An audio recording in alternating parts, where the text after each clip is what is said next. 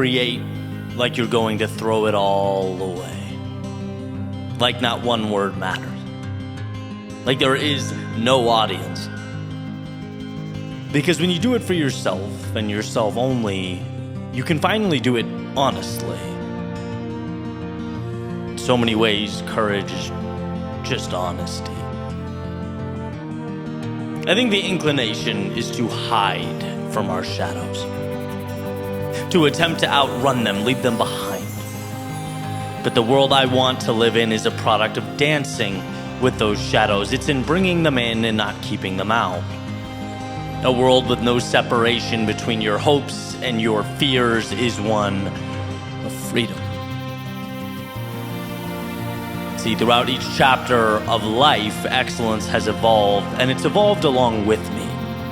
Like a chameleon of sorts, changing, bending, transforming to fit the time. Excellence has looked like the courage to start at times, to continue at times, to not stop the right thing at times, and to walk away from the wrong things at times. It's been learning to put the armor on, and now perhaps it's learning to take it off. To step out and present that same message to the world, unpolished, less thought through, more flaws, more cracked. See, to be pristine is to be admired. To be brave enough to be flawed, though, to be so honest it increases your heart rate, to be so much of yourself that it creates a seismic shift, that's excellence. And we know excellence seems to always require of us what hurts the most in the moment. It demands we become what we most fear. It makes floors out of ceilings, does excellence, as it lifts us up each new stair in the staircase. And it's always amazed me, looking back, how while the context has changed so much over the years, the premise has remained consistent. Do that which you are most scared to do. It's Joseph Campbell's quote that the cave we fear to enter holds the treasure we seek. Well, one can only peer into that black abyss for so long before the anticipation grows worse than the discomfort of the darkness itself. And so it has become time to dance with the shadows, not to destroy, but to make them mine. And so dance we will, round and round the flames, casting shadows and reeling them in.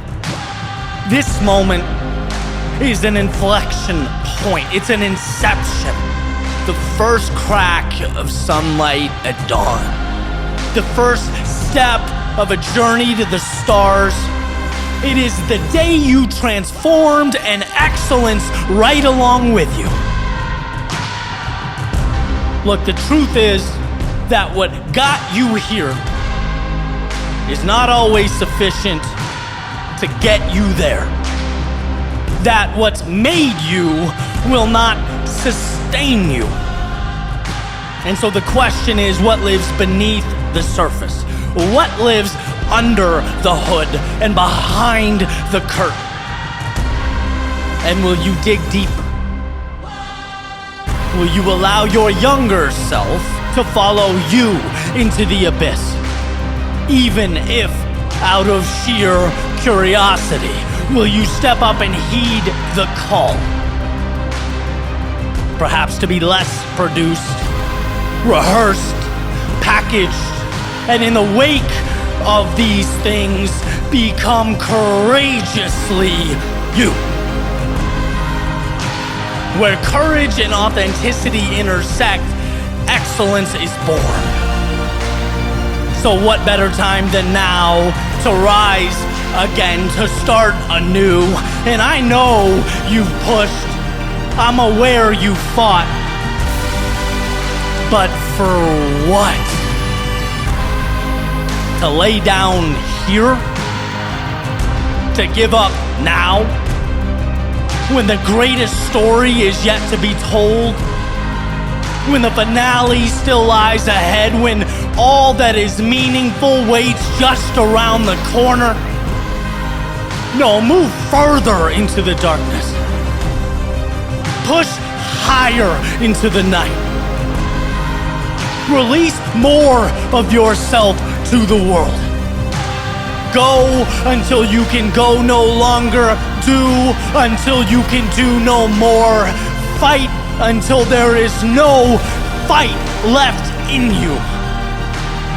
That is your ode to excellence.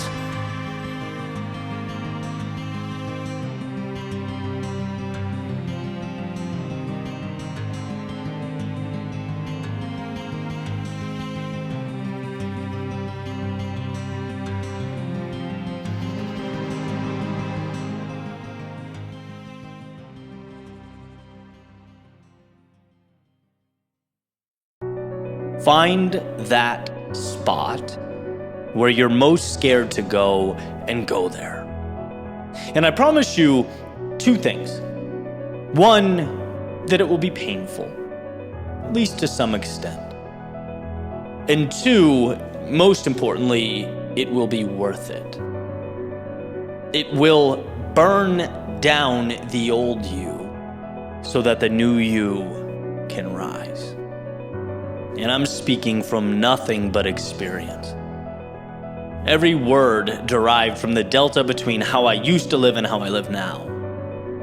I'm referring to all the good that came from finding the courage to let my old self die, a recreation of sorts. And I'll tell you what happens. Your mind, your body, at least initially, start to panic. They say, wait, this is not you. Go back to how things were. You followed orders. You did what you were told. You were linked to predictability. Remember how great that felt? Many of the people in your life, they won't like it either. For various reasons. Perhaps it reminds them of their own limiting beliefs. Perhaps it shines a spotlight on the fact that most people in your life, yeah, they want you to do well, just not better than they're doing. And so you'll get resentment and gossip and a very obvious tension. But just like your mind and body seek to hold you to the status quo, so does the world around you. What I'm asking you to do is to stretch beyond it, to reach for it anyway, to know, to see, to understand that there is chaos around you and embrace it, enter into it, right? Because that is the second piece. The predictable, unavoidable friction that the unknown creates. We want to know. We want predictability. We want safety. But the truth is, everything of value, everything meaningful in the world started with the process disconnected from a result. It's like, how can you be sure how things will end up? How can you be sure this will work out? How do you know for certain that the hero wins? You don't. And that's naturally scary, disconcerting. But you have to be okay. Dancing to the music before it plays.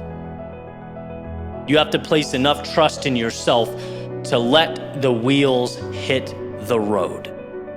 And you may be thinking, my God, that's a lot, man. That's heavy. Sleepless nights, the risk, the judgment. You want me to invite all that into my life? Just open the door and wave the chaos in? Yes. Because as hard as it might be, nothing is as beautiful or as meaningful as becoming an individual capable of slaying dragons. Suffering is inevitable. And look, you can either let the suffering come to you and hold you down, or you can go to it. Face it head on. Be propelled by its turbulence. I was recently at a live podcast where a man named Akshay Nanavati was being interviewed, and he's taking 400 pounds and he's pulling it across Antarctica. Obviously, an insanely challenging feat. Right? And someone asked him about suffering. He says, I'm paraphrasing, but I need suffering in my life because it's what brings me closer to God. It's in those moments where we immerse ourselves into an unknown, something way bigger than us, way outside of our day-to-day lives, right? The normalcy of waking up and going through the motions. That's where we transcend who we were. That's where we get to find answers to questions we otherwise never would have asked. We learn about the world and ourselves and how capable we are, how much we can do. We get to touch the infinite. But the infinite does not come to us. We have to go to it. See, most people, they accept what is. They look around and see not tools for building, but a reality already constructed, a rule book of sorts. But imagine with me the freedom in knowing that life, this little experiment we were just dropped into, has infinite potential, infinite space, infinite room for the assembly of dreams. There are infinite games to be played and paths to be walked. Just because most people refuse to walk down them, just because most people only ever know a fraction of themselves, just because most people never embark upon the adventures hidden in plain view, doesn't mean you should do the same. Everything in life has a price tag attached to it. Everything. And I'm not here telling you what is or should be important in your life. You already know that. In your world, you're well aware. I'm just here to remind you that when you close your eyes and dream of a life lived on your terms, when you can see fragments of a world different than this one, and you're playing with the idea of reaching towards it, maybe even digging deep to find the courage, I want you to know that price tag, the one so expensive you're tempted to move on, to deem it too much, that it's not only worth it, it's a bargain. That once you've fought through the change, moved beyond the reliance on what your old friends and acquaintances think or thought, once you've redefined the standards in your life, you will find a contentment otherwise unreachable. You'll have arrived at a state beautiful beyond comprehension. So if you're scared, good. Good. Be scared. To let your old self die is a terrifying proposition, right? After all, your old self is all you've ever known. But ask yourself this. Could it be that your old self fought and scrapped and fell and endured so that your new self could emerge? Is it time to climb the ladder? See that next level. Feel the sun on your skin, wind on your face, air in your lungs, from the perspective of someone who's not a cog in the wheel of life, but someone making the most of the masterpiece they are in. Feel it. Let it scare you. Own it. Fear is the cost of admission, right? And when you see how incredible the show truly is, you'll understand fear was not this stop sign, it was an invitation. Don't walk towards that which scares you, run. It's not you against fear. Fear is an ally. It's you against ticking clocks, you against the sands of time. So take fear by the hand and go. Not tomorrow or next week, but today. Now.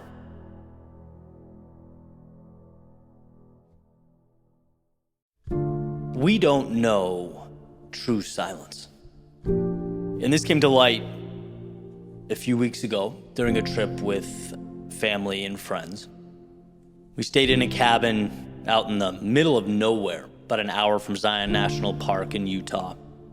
And Ashley, a friend of the family, mentioned that even though our little sanctuary was quiet compared to our normal everyday lives, the airways were still inundated with noise. And so we sat there for a little while, paying attention and listening in on, all the sounds that surrounded us. Planes as they went overhead, it seemed like every 10 minutes or so. And I realized for the first time that even 10,000 feet up, you could hear a plane's engine echoing through the canyons. Cars from the 2-lane road out in the distance could be heard as if they were a few feet away. It was fascinating. Even while staying in a location as remote as ours, we weren't alone. We never experienced total silence. Apparently, there are only a few places in the world where this type of silence exists, and Ashley briefly mentioned them, citing an article she'd recently come across. And I just found the whole thing more and more interesting. It never dawned on me before, the extent to which noise and complexity surrounded us. My normal is one of chaos. Subtle chaos, sure, but chaos nonetheless. You may be wondering, where am I going with this idea? Well, I found value in the understanding that we consistently operate in such an extreme level of commotion, right? We've learned to navigate consistent noise penetrating our existence and our lives, but we haven't really learned how to separate ourselves from it. There is always buzzing, humming, and shaking as we go about our day-to-day. We're so intertwined with our surroundings that even when we seek solitude, we're unable to totally remove ourselves or pull ourselves from the noise. And to me, that weekend was just an incredible reminder of the importance, the significance of remembering to separate ourselves from the world from time to time. The value of truly being alone with our thoughts, shielding ourselves from the externalities. It's not that we have to exist in total silence and solitude, somewhere like northern Washington, which I believe is one of the locations from the article Ashley cited as one of our quietest locations. It's more so that we must realize the world around us is constantly seeking to inundate every thought with impressions and ideas and stories and other noise. The world around us is constantly seeking to influence. That's the $1 million point. Right? Even when we don't realize it, we are navigating ideas, engines, and electronics. There is always something placed between who we are and what's most important to us. And it's imperative that we recognize that. See, peace will never fall out of the sky and land at our doorsteps. It must be sought out. The curtains covering who we truly are must be pulled back. And without this concentrated effort, life, simply moves us down the stream of life. Well, we assume it was our own swimming that created the change. Control requires separation from the everyday. And so here's to making time to truly separate ourselves from what doesn't matter so that we can focus on what does. To identifying the noise so that we can, when necessary, remove ourselves from it. It is by knowing true silence that we truly know ourselves. And that's a relationship that is invaluable.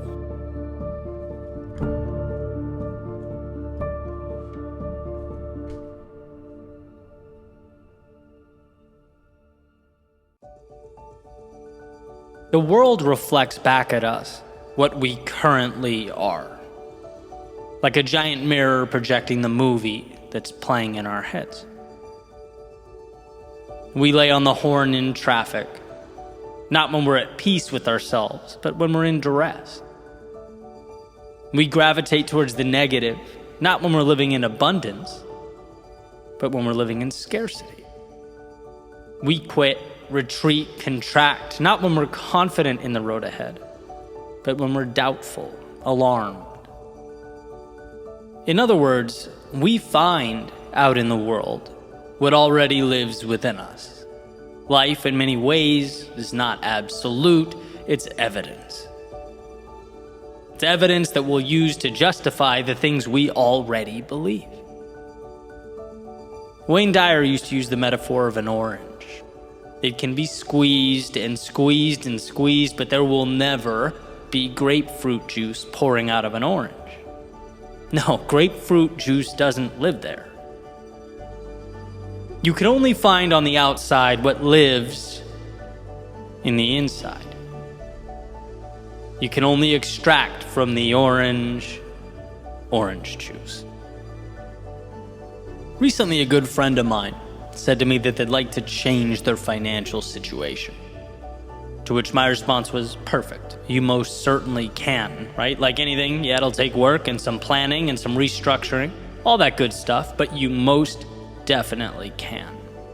And his response was, sure, that's what all you motivational people say. Okay, smart guy. Now you're an example on a podcast episode. Congrats. Why? Because you want the people around you to realize how much is possible for themselves, right? It's not sorcery or witchcraft to believe something better is possible. In fact, if one doesn't believe it's possible, they're effectively cementing their feet to the ground, at least with regard to that particular pursuit. Let's face it, you don't begin journeys that are not possible. We don't allow ourselves to do that. And so, to not believe in an outcome and somehow still wish for that outcome, well, that's essentially our orange metaphor, right? Can't squeeze financial freedom out of a mindset that only sees monetary constraint. Believing it's possible starts the journey. See, there's so much pragmatism in growth. You know, people talk a lot about the law of attraction, and yeah, I get it, right? It sets targets.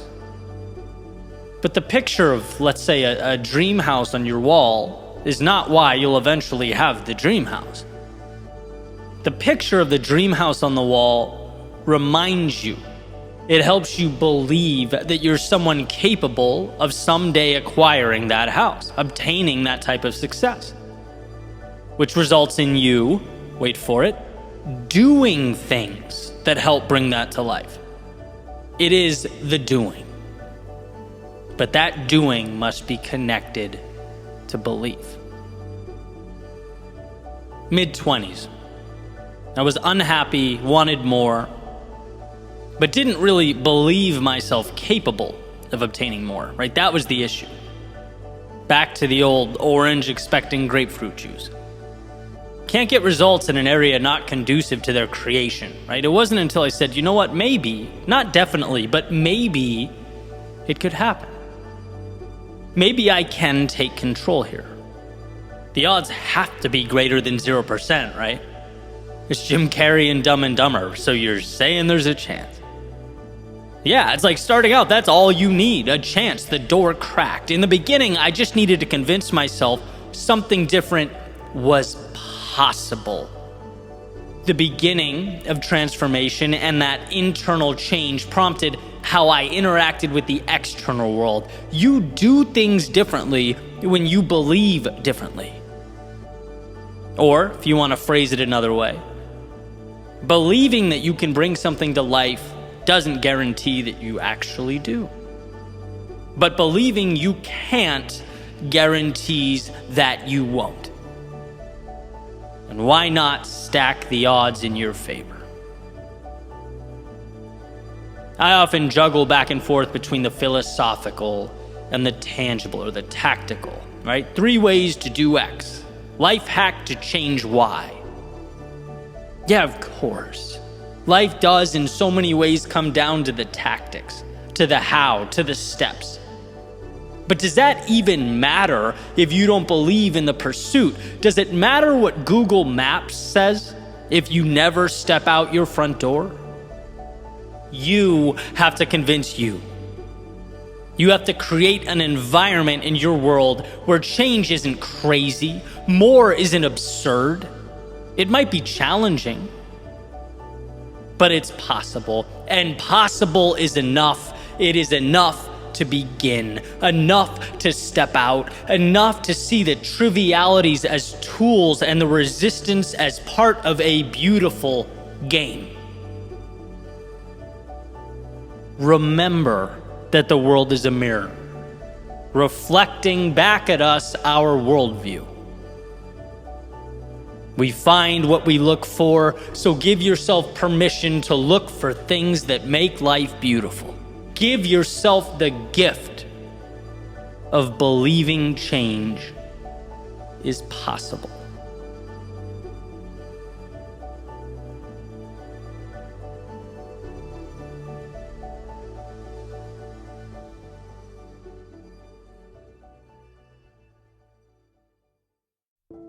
Courage is designed to move, which is why one bold action can completely transform your life. It's why one step forward can create space for you to experience and obtain things you've never had before. I've been sharing with you quite a bit lately how I've essentially rediscovered Greg McKeown's idea of essentialism. Redefining focus, cutting away excess, refusing to operate at 65% on many things, right? And instead focusing 100% on the thing that means the most to me, right? Going all in on the right thing. Might seem small, but I promise you, in our worlds, it's not.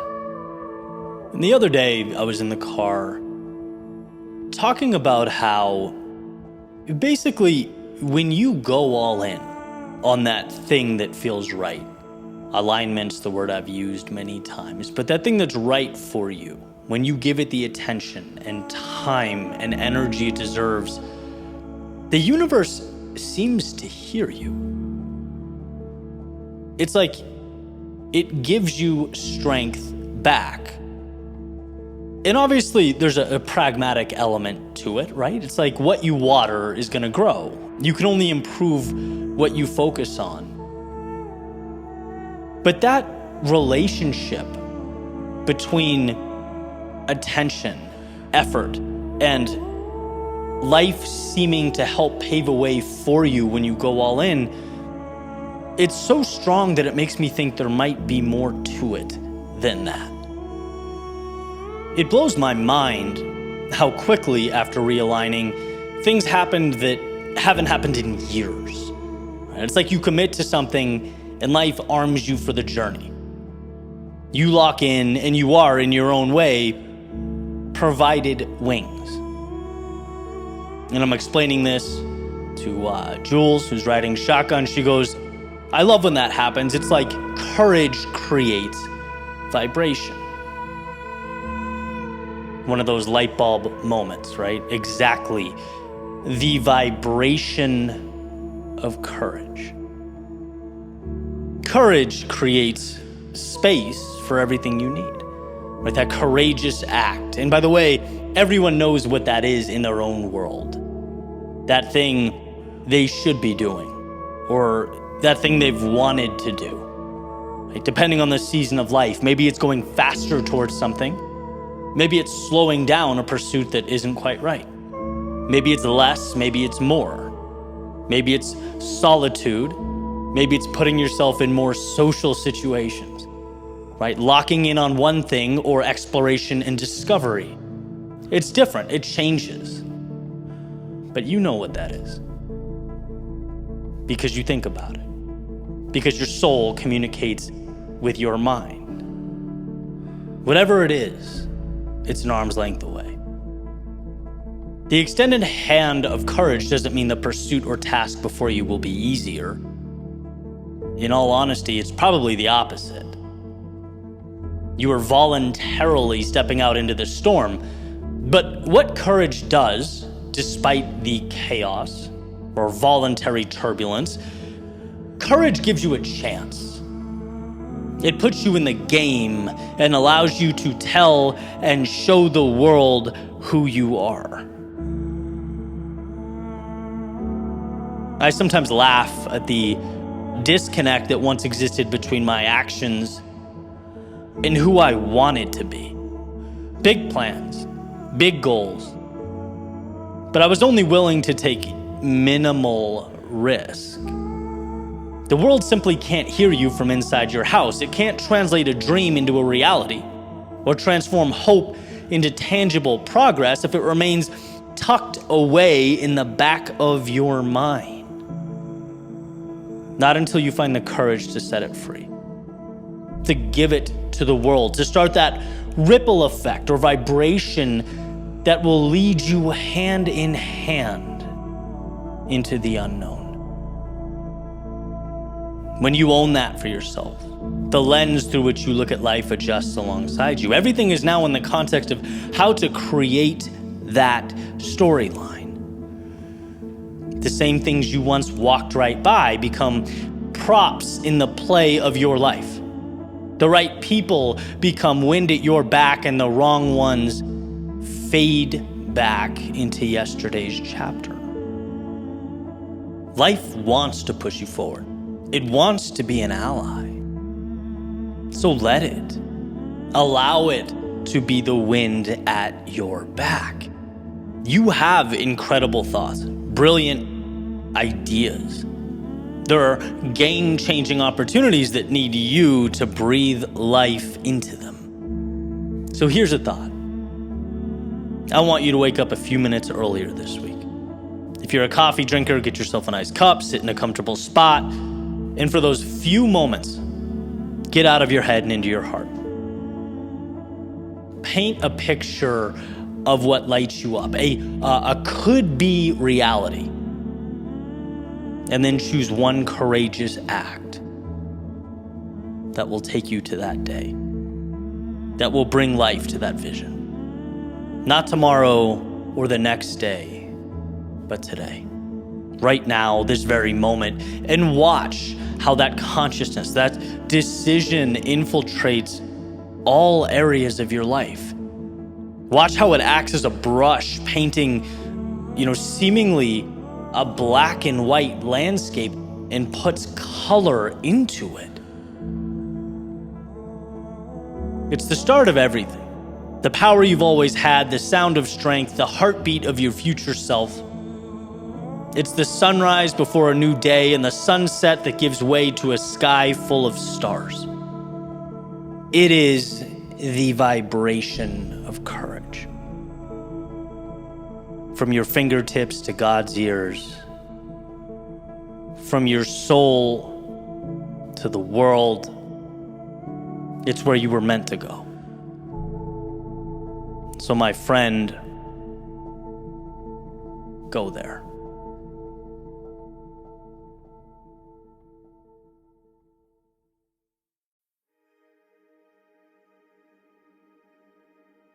Life is perspective. So during the good times, find gratitude. And during the difficult times, find the opportunity. When you have the answers, when you know, be proud of your knowledge. And when you don't, celebrate all the wisdom to come. When the sun is shining, cherish the warmth on your skin, and when it's not, learn to run in the rain. When you're focused, appreciate the clarity. And when life feels chaotic, embrace the chance to manufacture order. When people come into your life, value the ride that you'll share. And when they leave, take note of all they gave along the way. When you win, reflect back on all the hard work that made it possible. And when you lose, take in the lessons that even winning can't provide. When things go as planned, revel in your ability to execute. But when your plans and life's plans diverge, remember that some things are simply outside of your control. And now, this moment, is a chance to identify and utilize the things that are in your control. Henry David Thoreau, it's not what you look at, it's what you see. So see the world as you'd like it to be. Never turning a blind eye to reality, but realizing how much control you have over making reality your own. We are the builders. The world around us merely provides the components and the pieces. And if one were to live as though there were value in every moment, they would inevitably find themselves looking for that value, perhaps even when it was difficult to find, most elusive, when most would hang their heads and walk right by it. I look out my window and see a world that is neither valuable or valueless. I see a blank canvas in which we are tasked with making that decision. Life is a roller coaster ride. It has ups and downs, the obvious and the unexpected. And while some think nothing of the high points and dwell on the low points, there are an abundance of resources, of beauty, of joy, reserved for those who understand how great the highs are and how valuable the lows. Who take what comes, not as walls to live within, but as parts to assemble. Not as antithetical to their hopes and dreams, but as the very foundation they will build those hopes and dreams upon. This world is not for you, just as much as it is entirely yours. It calls for you to be that arbiter. For what you decide will inevitably take shape.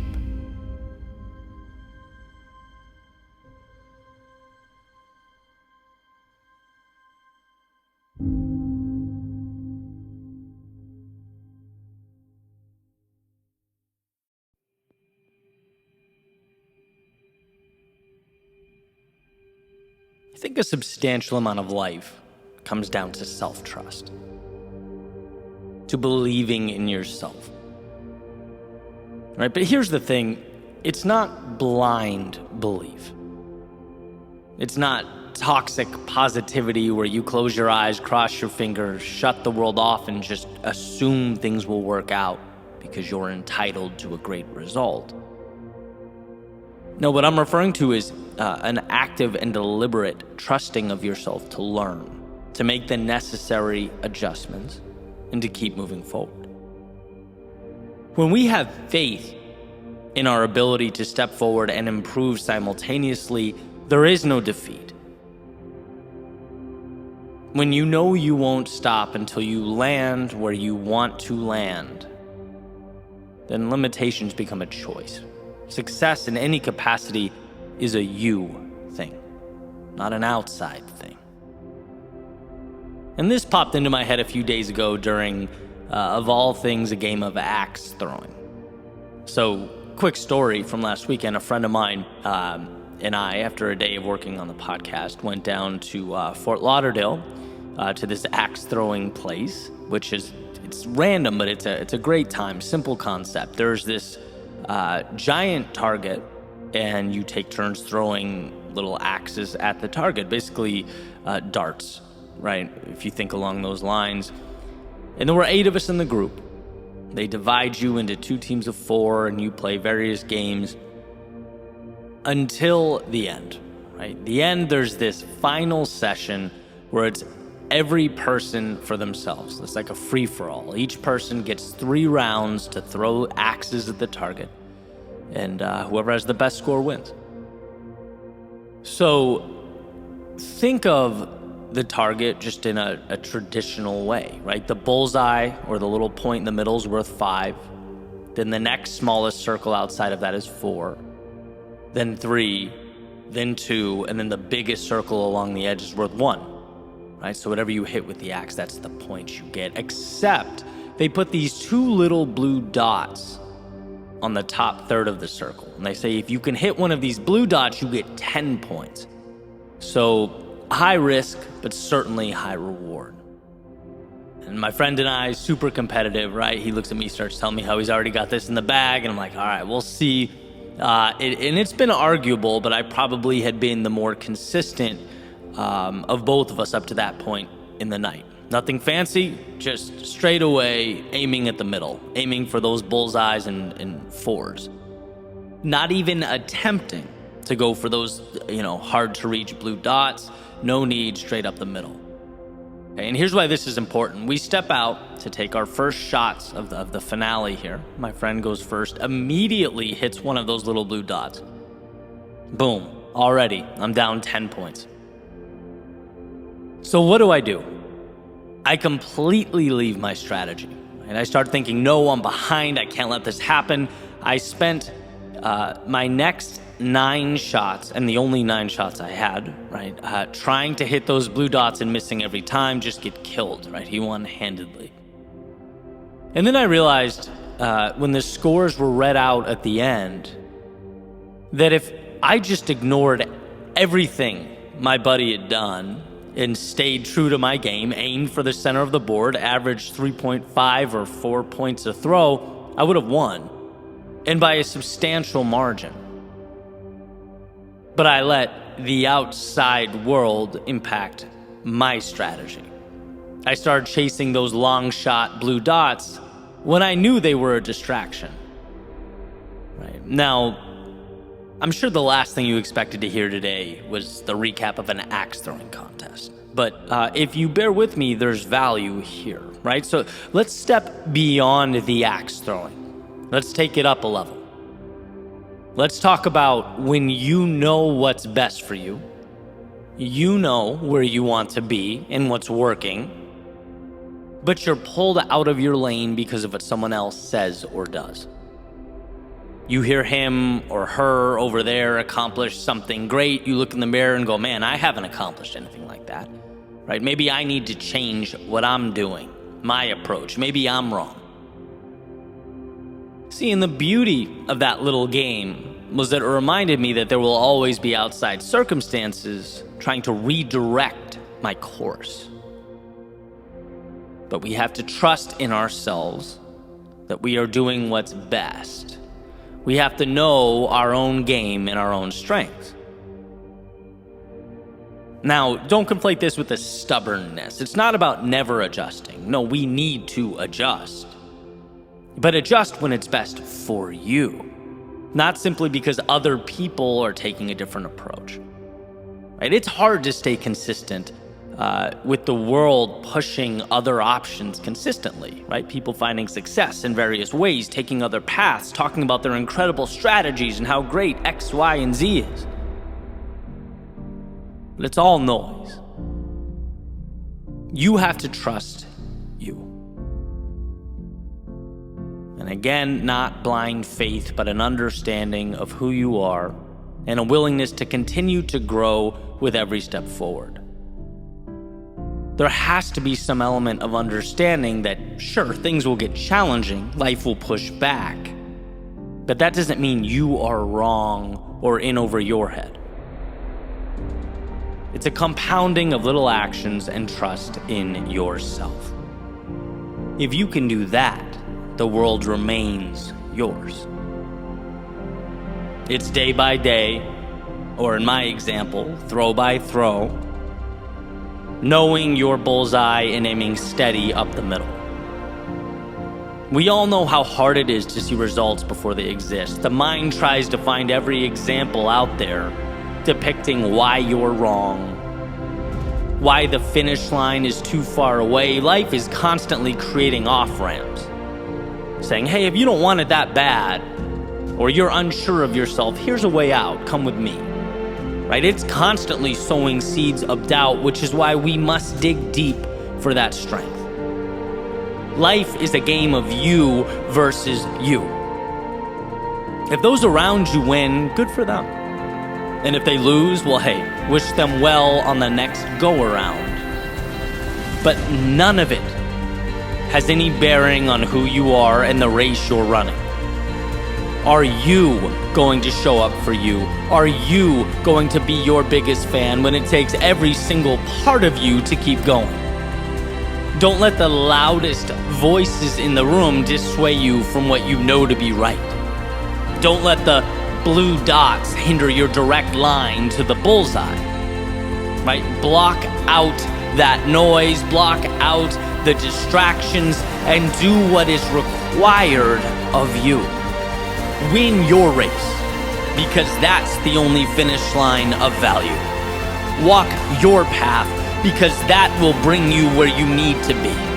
And when you question the pursuit, remember what you've overcome, all the steps that brought you to right now, and how, yeah, maybe they weren't flashy or over the top, but they were consistent. They've given life to the present moment. What you do is succeed. What you do is overcome.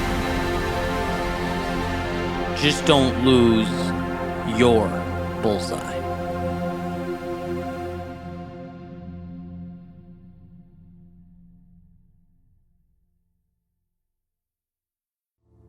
We only go as far as our ability to adapt. Meaning, our lives aren't shaped by the plans we make. Our lives are shaped and defined by how we adapt and evolve and overcome when those plans fall through. And you might hear that and think, well, that's a pessimistic take.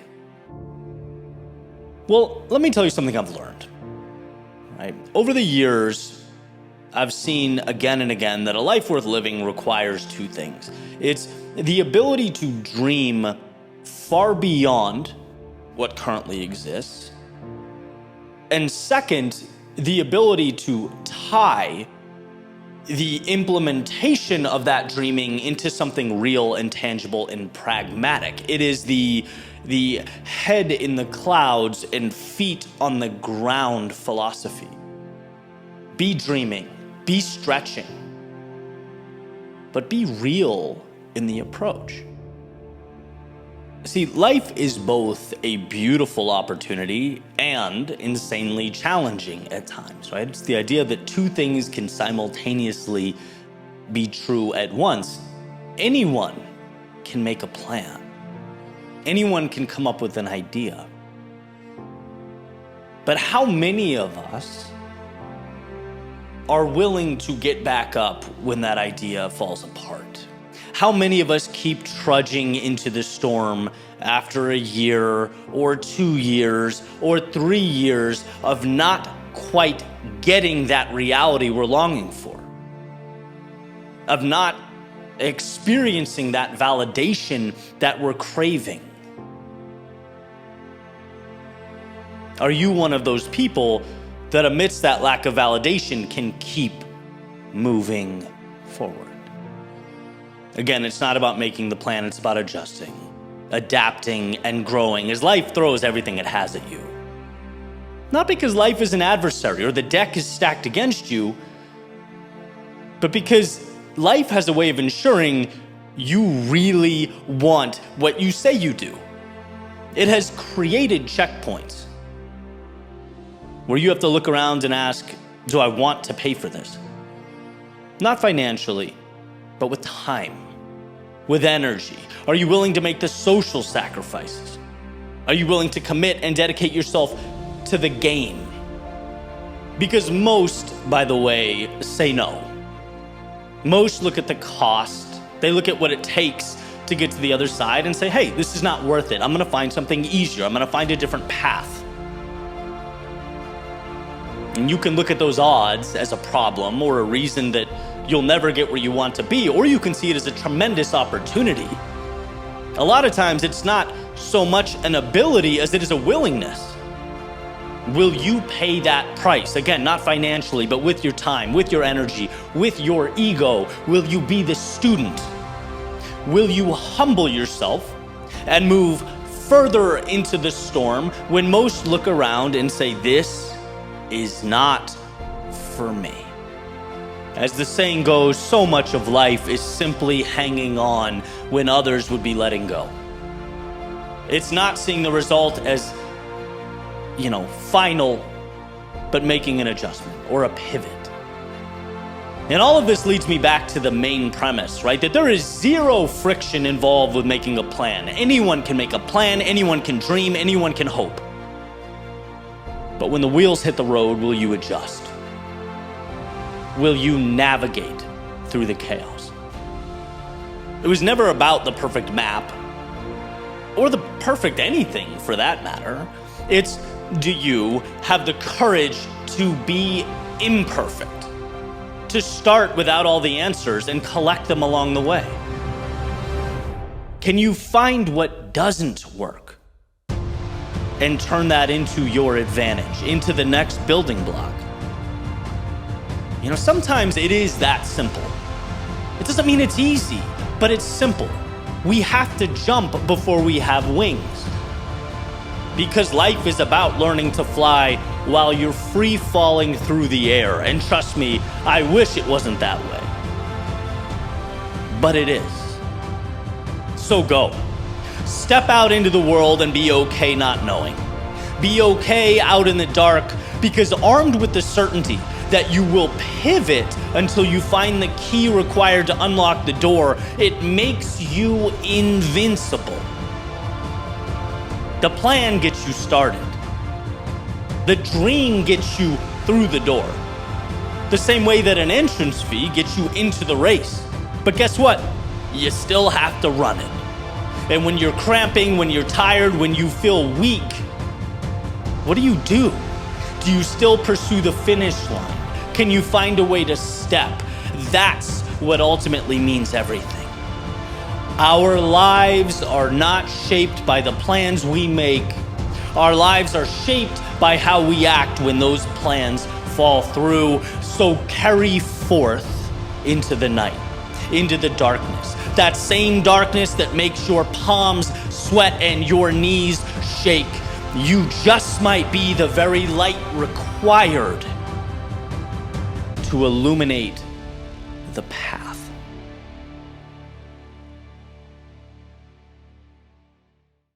Before you think about acquiring more, first adjust your normal. Before you think about reaching out into the ether for solutions, ask yourself, what's the condition of the space I currently occupy? Is it what I want it to be? Because without that foundation, every house is built on sand. You simply cannot build on broken things. So, story time. I've documented over and over and over throughout the years the injuries and physical limitations I've faced when it comes to lifting at the gym, right? It's been this kind of giant puzzle for me. I've tried different things, approaches, you name it. I still am. But the situation's basically confined me to cardio and interval training, right? Lightweight, because anything beyond that ultimately results in shoulder injury. So continuing to look for answers, I connected with a trainer and corrective exercise specialist recently. His name's James. And day one, I'm in his office. And I'm kind of giving him the lay of the land. My issues, what I've seen over time with my shoulders, we map out a game plan. And as we're doing so, I asked him about what I should do the days we're not meeting, right? Should I keep doing the HIIT classes? Should I be lifting lighter weight? Should I be swimming? What should I be doing on those days? And he said something that I thought was incredibly powerful. He said, I don't want you to do any HIIT or lift any kind of weight, even small weight at the moment, because your normal isn't ideal.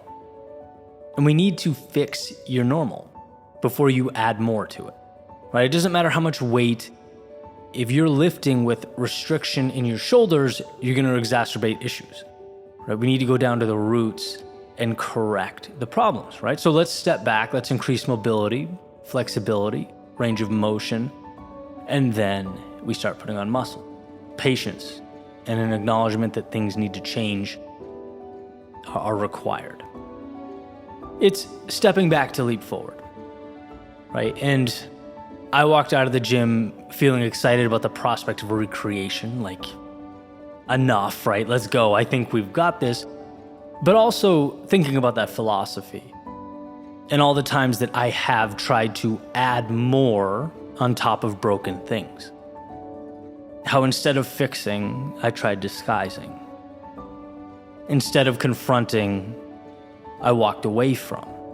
Instead of pulling apart and rebuilding, I would attempt to fix the cracks with duct tape, right? Or Band-Aids on bullet wounds, as the saying often goes.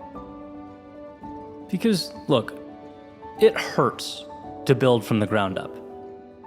That requires looking in the mirror and acknowledging that something is wrong. It means more work. It means patience. It means dedication. But it also means if you acknowledge it, there will be a point in time where the ground you're building on supports your plans for growth. And this isn't a gym lesson, this is a life lesson. I thought about one of my good friends who years back dealt with substance abuse issues, trying different things, over and over again, doing whatever he could to get sober, but couldn't quite make it happen until he uprooted and changed his environment, where he lived, what he did, who he saw on a daily basis. He changed his normal. And my mind flashed back to him saying proudly that his recreation started with that very difficult tearing down in order to rebuild. I thought of a past relationship in my own life, one that I truly wanted to salvage. But no matter what I did, I couldn't make it feel right. Because the issue wasn't about what we did on the weekends or trying to find remedies to the little things that we fought about. I needed to step aside and personally evolve. I needed to create in myself a new normal. Or even something a little less deep, right? The everyday occurrences, just my productivity and ability to write. With the internet, distraction, posting, and then trying to manufacture the discipline to not check analytics or DMs or comments on the 7 different apps that I'm constantly working on, right? I can attempt to navigate this minefield all day, try and trick myself into greater productivity, but that's a losing battle, right? To win there, I need to redefine normal. Shut the internet off when writing. Put the phone in a different room. Become the person who distinguishes between the chaos of being online and the valuable deep work that only occurs when you remove yourself from it. My normal wasn't working, right? It was time to delete the productivity apps and just shut the internet off when writing. It's a simple rewiring of normality. And I think we aim to build on broken things because when we do, we can put pause on what our souls know will be difficult work. We're scared. And so we try to trick ourselves into thinking we're doing enough. And what I've found is, you may once in a while get away with tricking other people, but you can't trick yourself. You can't lie to you because you know and your soul knows. Sometimes life simply asks that we step back. We put the weights down. We increase our flexibility, right? There's no strength without a solid foundation. So don't seek out the new without auditing the old. What is your normal? If it's not where you want it to be, congrats, right? You've acquired an awareness that few seem to grasp. Now you can greenlight the operation. Now you can chip away at what will be the reason you are, at some point in the not too distant future, stronger than you've ever been.